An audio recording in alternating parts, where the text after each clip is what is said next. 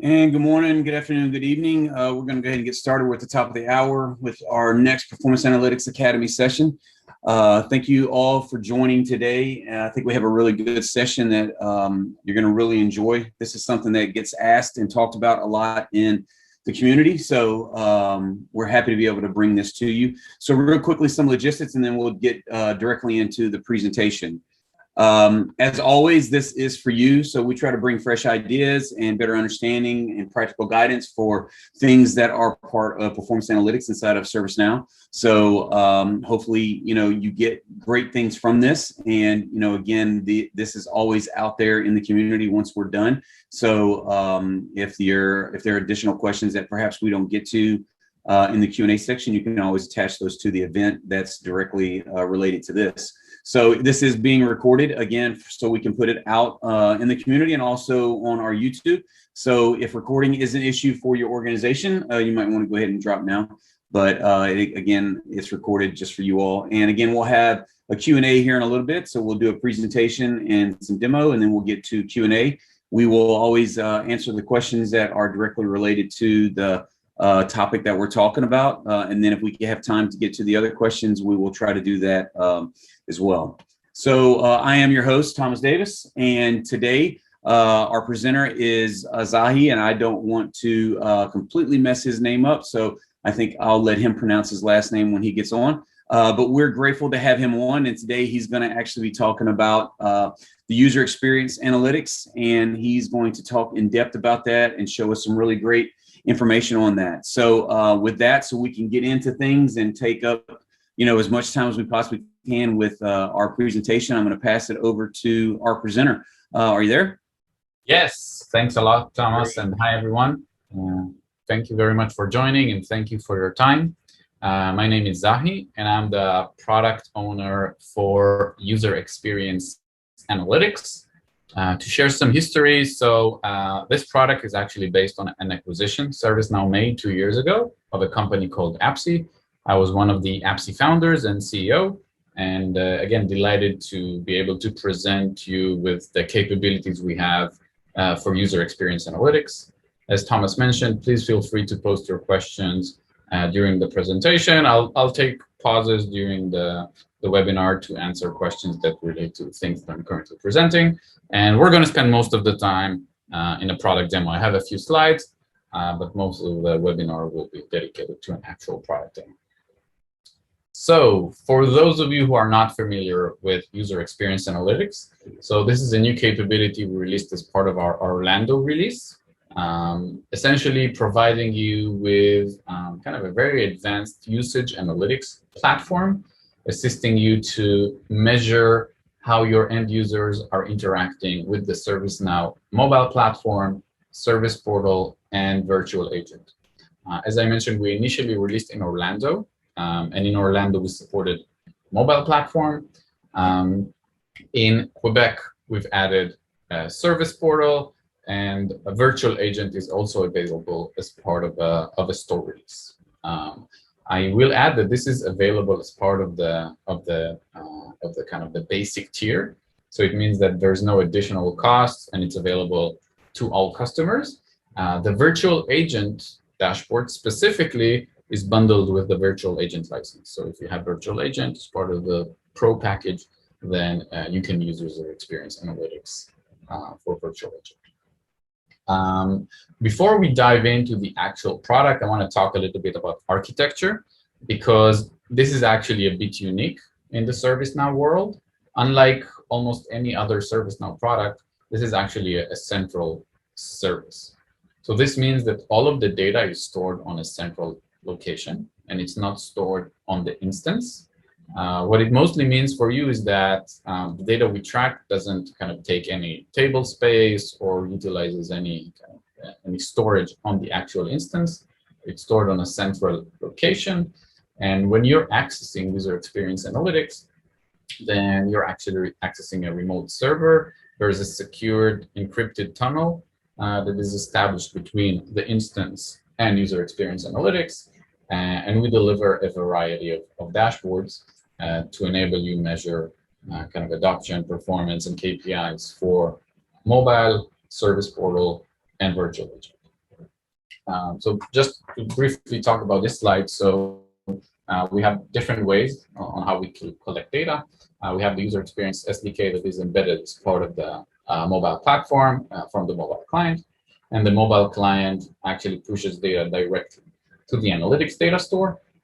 And then from the instance, you're actually accessing APIs that pull the data and present them as part of your instance. So we have a few dashboards, either a single application dashboard that can present data for a mobile application, for a portal, for a virtual agent implementation. We are going to release in the next few weeks a dashboard that will also aggregate data across all the applications in your instance that are tracked with user experience analytics. And we have two specific dashboards that also utilize the user experience analytics infrastructure, one for virtual agent and one for AI search. I'm going to talk about them in the presentation as well. One last slide before we jump to the product demo. So the platform is a very robust analytics solution, and it kind of matches capabilities with analytics solutions you would expect to see in the market today. We're enable you to kind of analyze user behavior, user flows, tracking of custom events and retention, tracking of technical kind of properties like browsers and OS and devices, enabling you to analyze conversion funnels and cohorts. And we're going to see everything during the demo. So the demo will be focused on our service portal analytics dashboard, which is very, very similar to the mobile dashboard. The virtual agent dashboard is slightly different. We're going to talk about it shortly as well, but most of the demo will be around user experience analytics for service portal. Okay. So I'm going to jump to this demonstration dashboard. So this is actually user experience analytics installed on our Now support portal QA environment. I'm going to talk kind of very briefly on how to install it. So there's a plugin that you'll need to install. It's called Service Portal Analytics. You install it with a single click, and then you're going to access the dashboard through the platform menu. So once you install the plugin, you'll have a new menu called User Experience Analytics. And once you click on the dashboard, then you would get this view. Okay, and this is actually a one-stop shop for all of the assets that are tracked with User Experience Analytics. Here you can see that we have a few portals that are tracked. We have Knowledge Portal and Now Support Portal. You can see several mobile apps that are tracked, and also the virtual agent dashboard. Okay, and this actually links to a dashboard that looks like slightly different, but you can see all of the assets that are tracked with User Experience Analytics. And I can very easily turn User Experience Analytics on or off. We have a global switch and also a switch per application. So if I would go to settings, I would see a list of all the different applications that are currently being monitored by User Experience Analytics, and I can even enable or disable in the single application. Okay. So what are we seeing here? So this is the dashboard. I'm currently looking at a period of the last 30 days. You can see the selected date range. I can also change it, of course. We can see the total number of active users. And the way we define a user is actually based on the user ID. So if the same person is logging in from multiple devices, he will only be counted as one user in this counter. We're also tracking the number of sessions. And for us, a session is on web when the user has this, like from the time period between the first user interaction until the last interaction where we see a 30-minute timeout. So after a 30-minute timeout from the last user interaction in the session, that's where we'll close the session and kind of increase the counter. Okay. And for mobile, it works slightly different. On mobile, every time the application is launched, that's considered a session. We can see the total number of page views, and pages are automatically tracked by User Experience Analytics for Service Portal, and we can also see the average session duration. Here in the central part, we're seeing a trend graph for the total number of sessions. So that's the number of daily sessions we have. We can group it either daily, weekly, or monthly. and all the reports in the dashboard are exportable to CSV directly through the dashboard. So if I click on this button or in any other place where I have the download error, then I'll get the CSV export. Great question regarding how does the total active users count unauthenticated users. So we don't have a lot of settings, but one of the only settings that we have is actually whether or not to track guest users. So as part of the configuration, when you're tracking a web portal, you have this checkbox, and then you can decide whether or not to track unauthenticated users. And obviously, an unauthenticated user scenario where we don't have a consistent identifier, then tracking will work with a local cookie. So once we identify a new user, we'll store a local cookie. But if the cookies are deleted, or if the same user is using different browsers or different devices, they will be counted as unique users, and we want to kind of correlate anonymous usage across different browsers or devices. So I hope that answers the question. You can see that we're also counting and tracking the number of daily active users. We can kind of segment between active users or just new users we've seen for the first time, and again, group here by daily, weekly, and monthly. The next part I want to talk about are events. So as part of the default implementation, we have included several out-of-the-box events that are tracked as part of the portal implementation. For example, successful login or view knowledge article. So those are events that are delivered out of the box. And on top of that, you can actually add your own custom events to the dashboard as part of your custom widget implementation. So if you have a custom widget that does a specific action, for example, booking a meeting room. So obviously we don't track it out of the box. So with a single line of JavaScript code, you can send your own custom events. This capability is only available for portal tracking and not for mobile. And I'm going to touch on that a little bit later. And here we have 2 additional sections, which I'll cover later on in the demo around retention and funnels. So I want to jump into kind of the most basic tracking that we provide, and that's kind of single session tracking. Think of this as kind of a log file of all the user interactions that takes place in a specific portal. So here we have a list of all the sessions, and we can apply different filters. For example, I want to know in how many sessions we had a visit to the cases page. I can just select it, apply the filter, and get the result. I don't know if we'll have any results here. Yeah, as I saw. Again, this is just a test portal, but the point here is that if we want to kind of run as a question to know in how many sessions did something happen, then we would go to this view. If on the other hand, we want to ask a question that relates to the number of users that did something, then through the left navigation menu, I'll select users, all. Here I'll see a list of all the users, and just touching on the previous question around user identity. So if we are tracking anonymous users, then we would see under the hashed user ID column the anonymous label. And if the user actually logged in, we would see an actual user ID. Okay? And here I can start and kind of can build a query. So for example, in the same way that we can add custom events, you can also push custom user properties.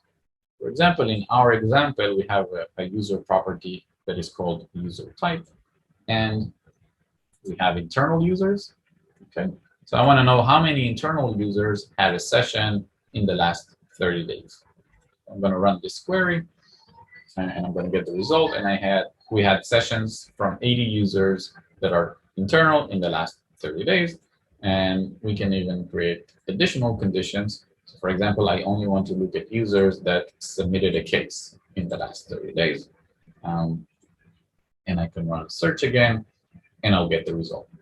So this is the area where I kind of ask ad hoc questions. If I want, I can even click on a single user record, and then I'll be able to see all of the history of this specific user. I can see all of his sessions and the detailed timeline for everything that happened in each and every session. For example, we have an event here called case intent, and that event contains properties as well. And we can also see the custom properties of this specific user. So these are properties that were added as part of the implementation. Again, custom coding is required to push custom user properties, but those will be used to kind of store things that are fixed on the user level. So we kind of combine queries that include user properties with event data. So these are kind of the basic objects. We have users, and users perform sessions. And then we have all of the other sections of the dashboard that enable us to create aggregated reports and understand kind of user behavior as a whole. There's a question from Brian if we can change the hashed user ID to the actual logged in user ID. So that's a great question. So in theory, you can do it, but you cannot override the out-of-the-box hashed user ID. You will be able to push a custom property, a user ID property, but we would strongly encourage you to consult with your privacy team.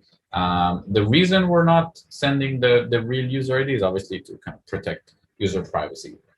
So on one hand, we want to know if the same user used multiple devices.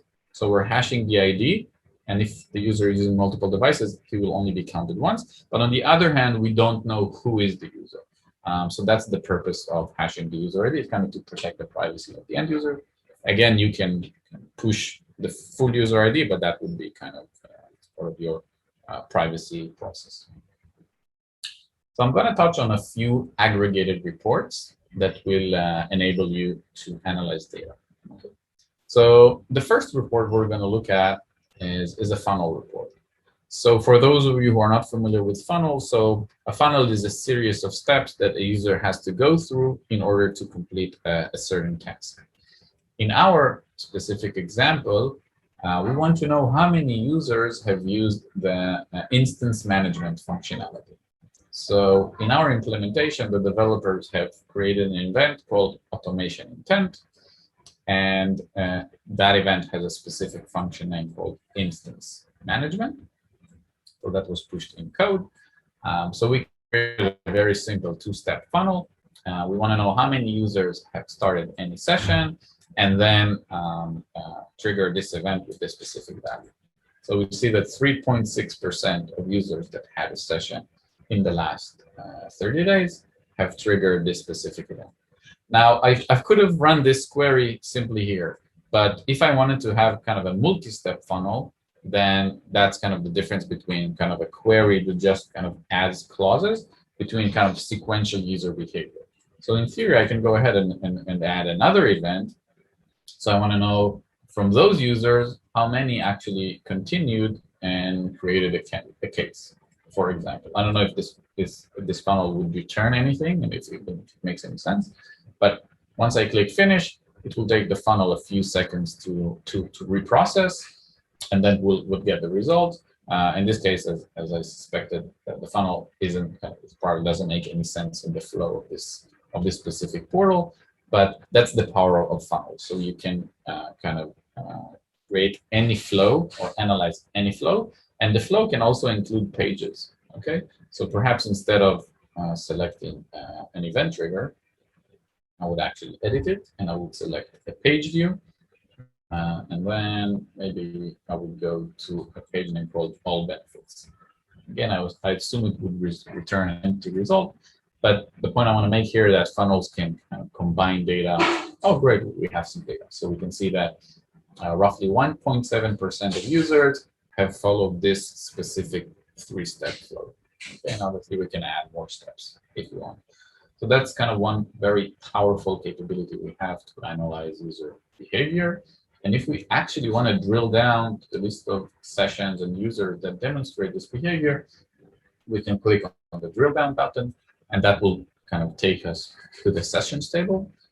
And then from there, we can also drill down to the individual users that have actually performed this action. So we can see that we have 3 different users, and then we can click and actually look at the user record that followed this specific one.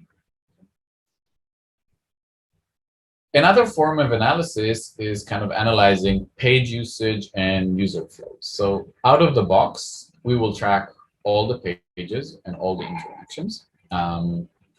Here we can see a list of all the pages, and that is equivalent to the pages you're managing on the as a table. So as part of your portal implementation, we have a pages table.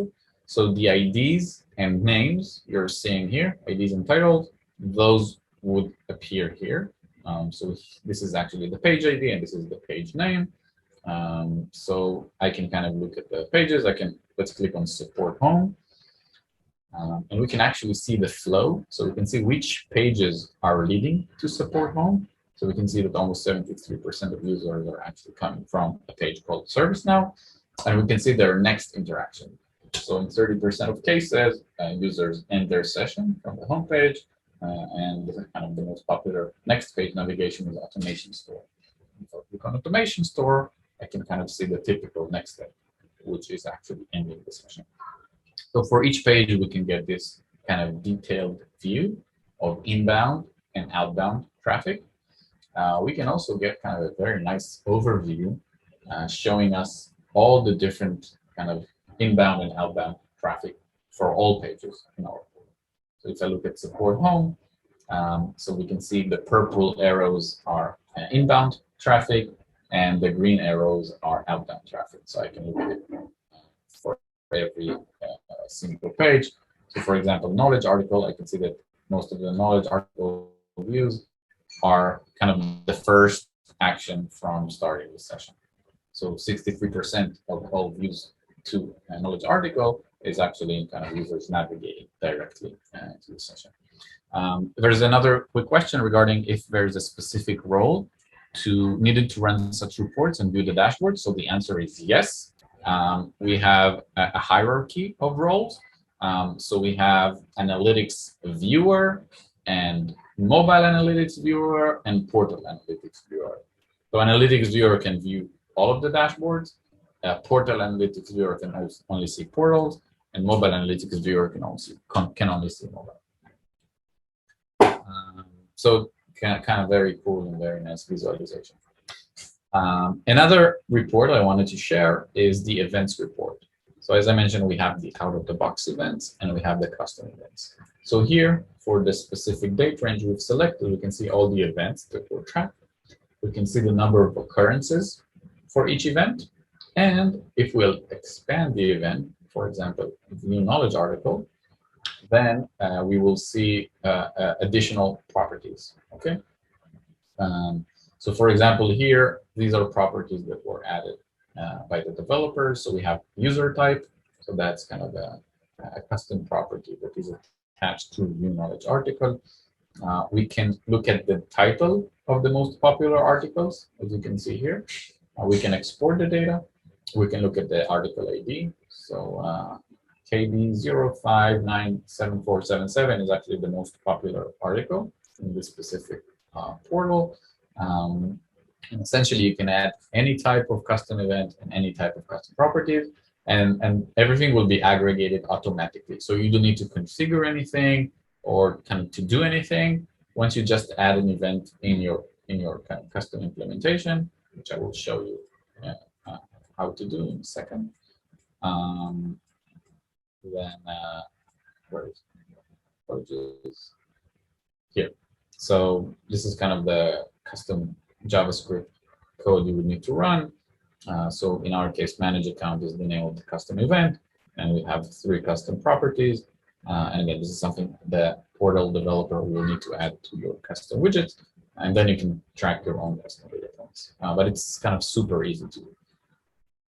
And again, all the data here is exportable.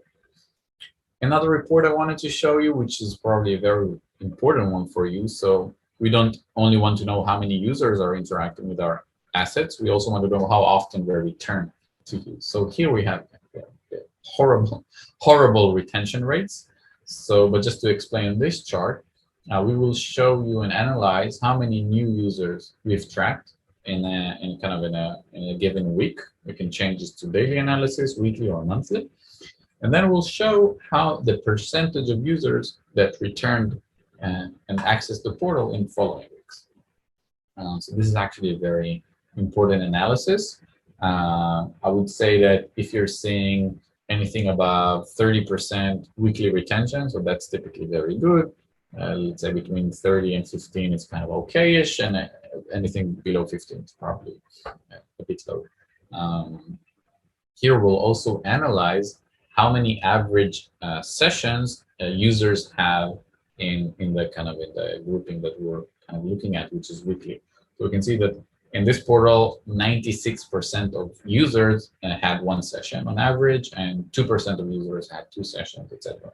Obviously, in a real deployment, we would expect to see kind of more users that are using the portal or the mobile app multiple times. Okay. Now, this specific cohort is a retention cohort, so meaning that I've accessed the portal for the first time and then I accessed it again. And you can also create custom cohorts. It means that you can select any type of custom action and then see how users kind of behave over time with this specific action. We can create a cohort in the same way we've created a conversion funnel. And then we select the entry condition. So I'll select users that started their first session. That means new users. And then let's go with visited a page, and let's go with knowledge article. Okay. So once I create this cohort, again, it will take a few seconds to process. But after the cohort will be processed, we would see, okay, so on the week of June 14th, we've tracked 1,130 new users, and out of them, roughly less than 1% have accessed a knowledge article. And then we can see that in the following week, no one has accessed the knowledge article. Okay. So this also kind of, unlike conversion funnel, just tell me the percentage of users that did something. This view will also show me how often we're doing it. So these are kind of the important parts of the dashboard. We have a lot more reports. For example, looking at new versus returning users. We can see grouping by session duration. We can see kind of hourly analysis to see which hours of the day are getting more traffic or less traffic. We can look at kind of breakdown of our end users' operating systems, device resolutions, browsers, locales, device types, so kind of a lot of different technical tracking that we're doing. You can also see a very nice visual for kind of geographic distribution of our traffic. In our case, we can see that 93% of traffic is coming from the US. And if I would click on the US, I would actually see a state breakdown. So in our case, we can see that most of the traffic is coming from Oregon and California. So there's a lot of different functionality in the dashboard, but I think that kind of my kind of call to action to the attendees in this webinar is to kind of start engaging with user experience analytics, probably in a sub-prod environment. So you can kind of go ahead and install the plugin. We have the official docs available in the product docs section. But again, super simple, just installing a plugin and then enabling it on the specific portal or portals you want to track. And then out of the box, you'll get kind of all of these KPIs and all of these reports. And on top of them, you'll be able to add your own custom events and KPIs and user properties. And I personally would be happy to assist any customer who's kind of looking to onboard user experience analytics. In the last part, I want to show you a few of the things we're planning for our next release, which is kind of very exciting stuff that we're going to release. Initially in the presentation, I mentioned the cross app analytics view. So this is going live next month. And the nice thing is, because we have a central architecture, it means that once we release a feature, then it's available to all customers out of the box automatically. So it doesn't involve kind of a version upgrade. Once we deploy it, it's available to everyone. So that's going to be available in mid-August. So this will present kind of a single view across all of the kind of applications that we're tracking, whether it's mobile, portal, or virtual agent. Okay. So we'll see kind of basic usage stats for each application, and we'll also see events across all the different channels. So if we have the same event for mobile and web and virtual agent, then we will aggregate and show you a number of occurrences, and I can even drill down and look at an event which has multiple channels and see the breakdown of all the properties for that specific event. Again, this will be available out of the box, like we won't need to do anything, and that would actually be the landing page. So this will be the new user experience analytics landing page, and if I want to drill down to a specific app, I'll just click on the launch dashboard button, and then I'll do the drill down for that specific app. I kind of touched on custom events. That's going to be available as part of our Roam release. So customers who upgrade to Roam will be able to add their own custom events.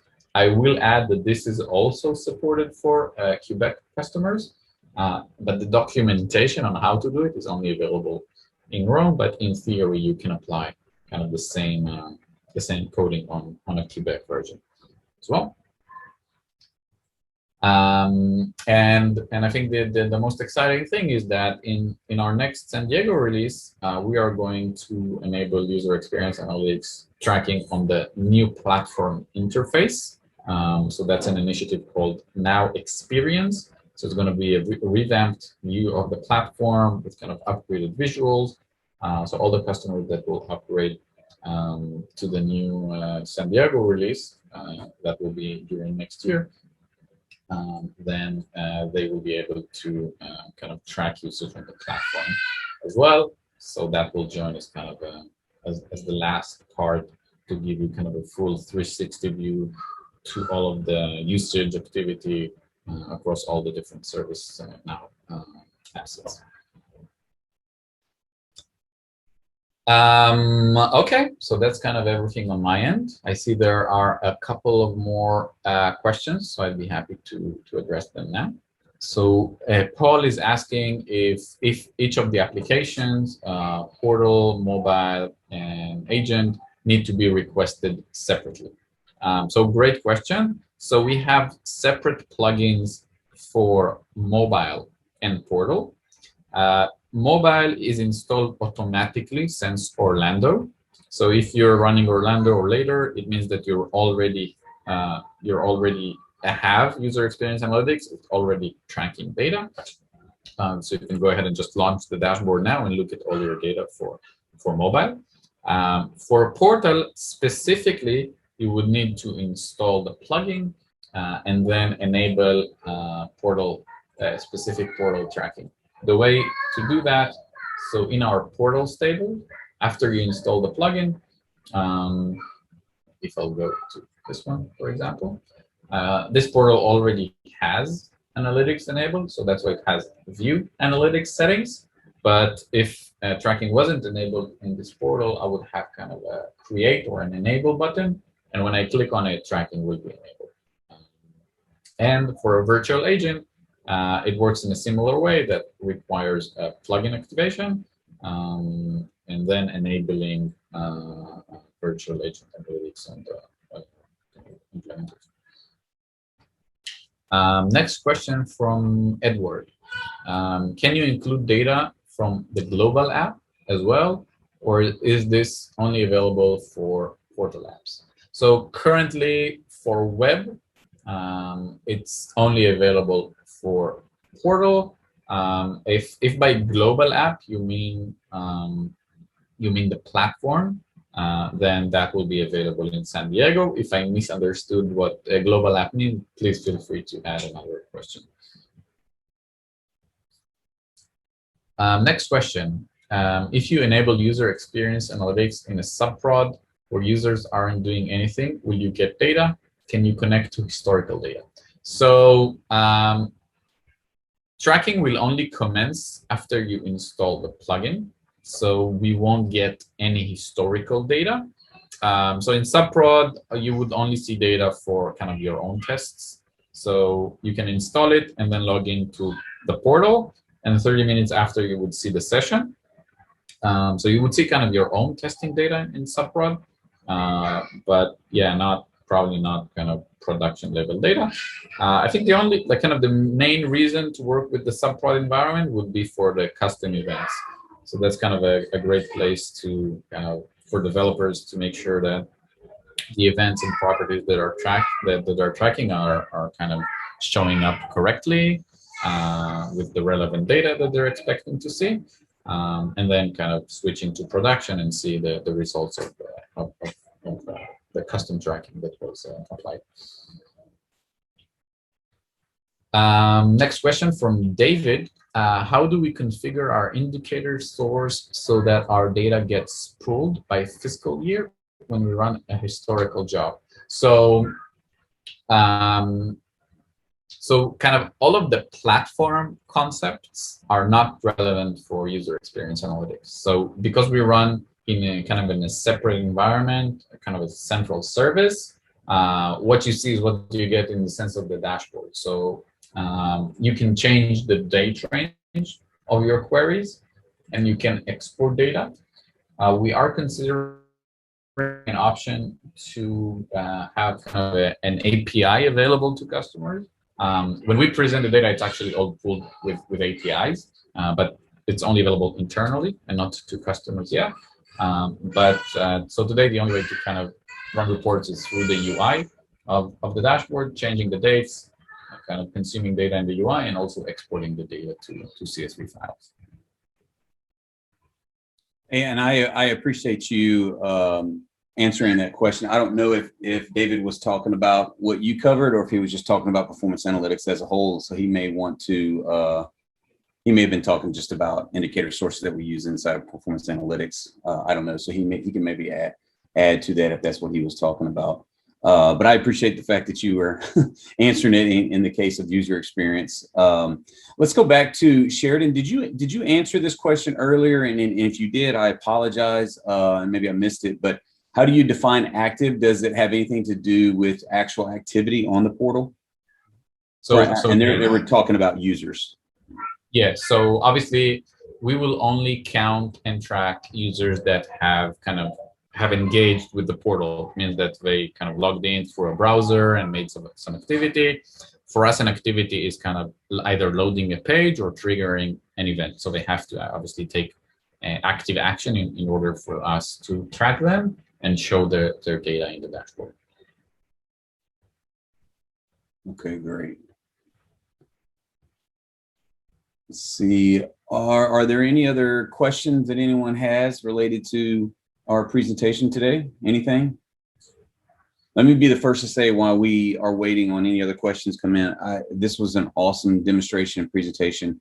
I know that I learned a lot, and it's really powerful stuff that I know has been asked for in the community for a long time. You know, people quite often ask about what users are doing when they come inside. So to be able to show that all the different ways that you did, I think is very powerful. And always what I try to do when I'm presenting these or hosting these, and Adam is not the host, is I know that Adam always has some great insight as well based on his experience and where this comes from. So Adam, if there's anything that you'd like to add to what was shown today or anything like that, I would definitely ask you to speak up if you do. No, I'm just going to join you and say this is great stuff to see. I know it's a lot of questions that we used to see in PA. People would ask us, and it's great to see that we have the solution just ready to go, and we don't have to build anything really. Right? Turn it on and watch the data flow. Thanks, Thomas, and thanks, Adam. I see one more great question from Brian. So Brian is asking kind of which features are tied to a platform release versus which features are kind of independent. So up until now, the platform-related features were mostly around tracking a new channel. So Orlando was tracking mobile, and Quebec was tracking service portal. And we have a store release for virtual agent. Now, once channel tracking is enabled, then all the features, kind of the analysis features on the dashboard and all the dashboard views those are not tied to a family release. But for example, if you're currently on Orlando, you want to track Service Portal, then you have to upgrade to Quebec.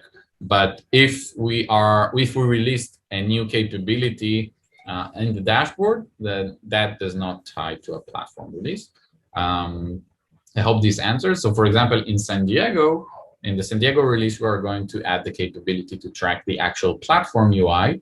So that would require a family release upgrade. But if we'll add a capability to kind of better measure retention or adoption or a new events visualization, then that will not require kind of a family release upgrade, and it will be available to all customers automatically. I saw an anonymous question that was deleted for someone who joined late and asking if this is kind of free. Then yes, so this is free to all customers as part of the basic plan. The virtual agent part is only available for virtual customers. And another question is, was the recommendation is to only enable this for a prod instance? I strongly recommend and urge you to test it first on subprod, but obviously the data you would get from subprod would not be extensive. You would only see testing data. You can feel kind of very relaxed to activate this in a production environment. Again, the only point I would make is that in case you do want to track your own custom KPIs for Portal, then you definitely want to test it first in a subprod environment. If you just kind of want to get the out-of-the-box stuff, you can go ahead and activate it on a production environment. And you can also easily disable it if you want after. So there's I show this kind of simple configuration part under user experience analytics. You just go to properties, you can turn it off, and that's it.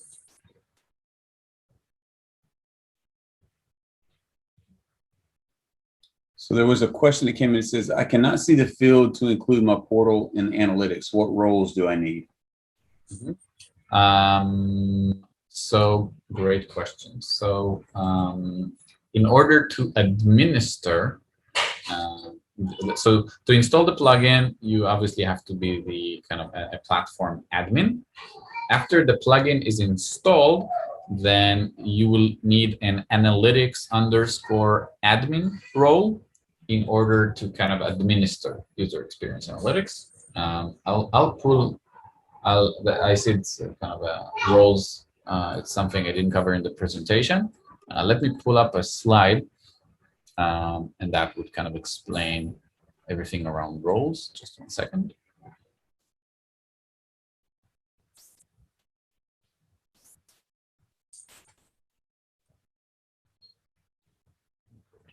Okay, let me share my screen. Just 1 second.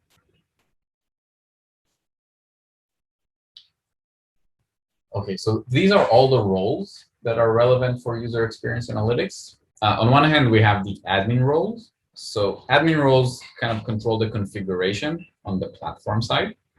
So we have analytics admin. So that's to administer anything related to user experience analytics.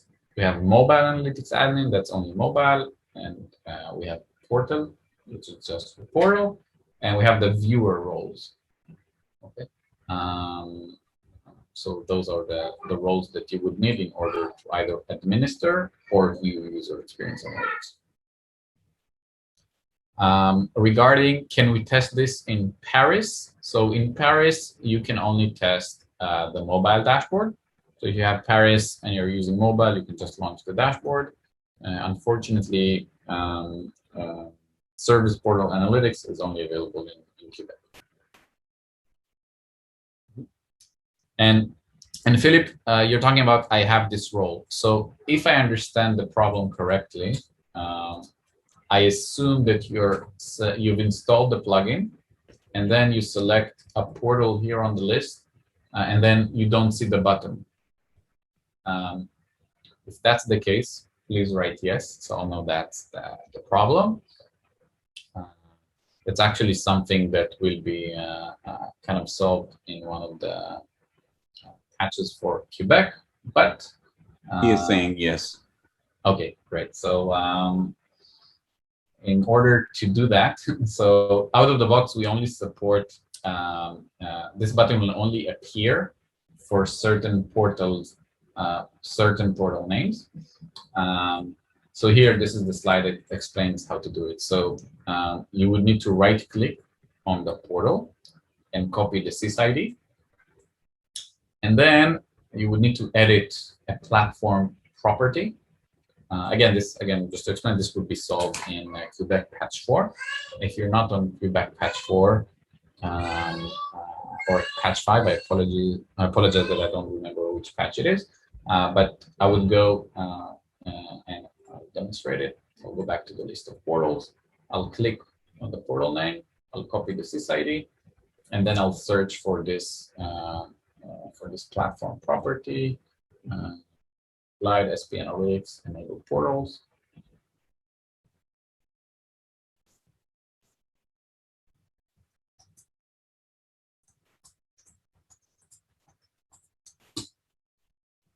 And then I would just need to edit this property and paste the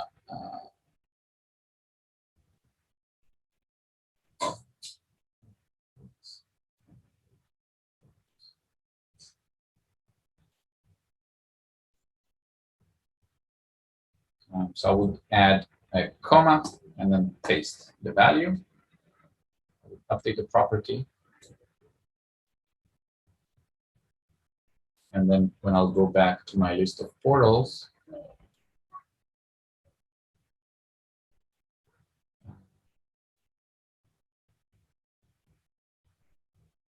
then I would have this button, create SP Analytics settings. And once I click on this button, I will see the settings page. It's already enabled, and that's it. I'm good to go. So Philip, great question, and thank you. And again, this issue was addressed in a Quebec patch, but meanwhile, you'll have to do this workaround.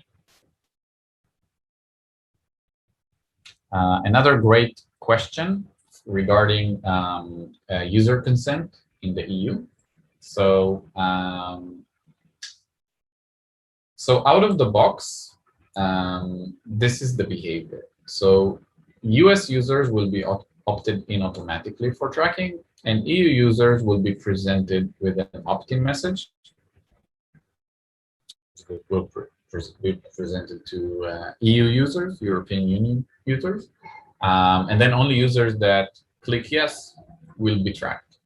Now, we have allowed our customers to change this behavior. So if you would like, if you're already obtaining consent from EU users in a different way, for example, if they're employees and they've signed some sort of kind of a relevant privacy notice in their employment agreements, or for any other reason you don't want to present this opt-in pop-up, then you can actually override two platform properties. This one would control the pop-up, and this one would control whether or not tracking is automatically available. So if I set pop-up disabled to true and auto consent to true, it means that all users will be tracked out of the box, even in the EU.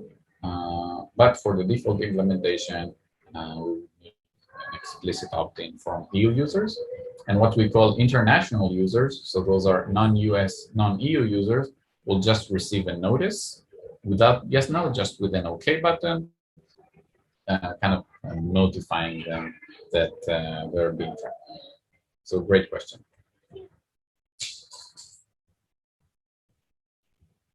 Another question, is the user data captured, if any, anonymized? Then yes. So it's anonymized in the sense that we're not capturing the actual user ID, we're capturing a hashed user ID.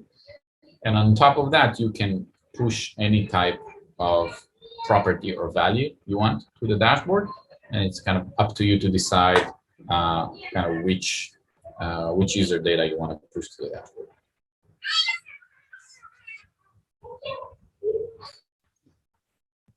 Awesome. Thank you for seeing those questions and answering those. That's awesome. And we had some other questions going on in the chat as well. And I know that Adam was on top of those. So really good stuff. And I don't see any other questions that have come in at this point. So I think I'll grab sharing back. But thank you again for coming on and showing all these great features, and then getting really detailed with just your presentation, and then inside the Q&A portion as well.